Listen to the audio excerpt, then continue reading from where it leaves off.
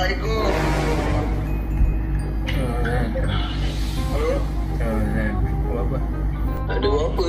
Kat bilik aku gagal-gagal badan. Kau buat apa? Gagal badan. Apa Zal? Kau nak apa ni? Aku tak boleh tidur ni. Fikir konten kita. Alamak, macam mana ya? Kau nak fikir konten Tak boleh tidur. Tak boleh tidur. Makan ubat tidur lah. Apa tah nama tak tahulah. Kau pergilah farmasi akan nak ubat tidur. Kau balon lah. Tak boleh, aku dah try dah. Kau dah try. Kau free tak malam ni? Malam ni free je. Kau boleh teman aku tidur tak? Engkau ni. Aku ni kurang tau sifat kasih sayang dalam diri ni. Aku tak boleh nak deal ni. Ajak-ajak tidur sekali. Malas. Engkau ni lah. Engkau baca buku cerita Sang Gancil lawan Sang Gajah ke apa ke. Pandai-pandai hidup lahir dah besar. Alah, aku gurau je lah. Jom sleep call malam ni lah. Sleep call. Boleh ke?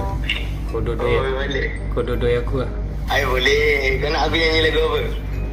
Dah terpulang. On, dia bilang on. Ada Zipi kalau bertemu coy.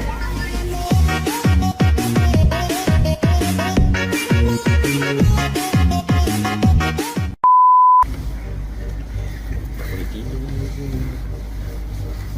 Okay, aku ada satu lagu untuk kau. Kenapa? Bila Israel datang memanggil, jasad terbujur di pembaringan. Alhamdulillah. Dalamnya ni main-main lah. Kenapa? Kau nak apa sebenarnya ni? Tak, aku nak tidur dengan kau. Engkau ni kalau boleh aku sepak kau lagi.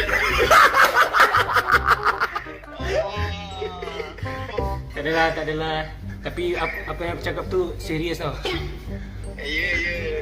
Kalau Hazan kalau pilih kat sini nak sleep call dengan siapa? Dengan Kanda ke, dengan Harry ke, dengan Aiman ke, dengan Lokman ke, dengan Amri ke, dengan Ipan? Mesti yang nak ganda.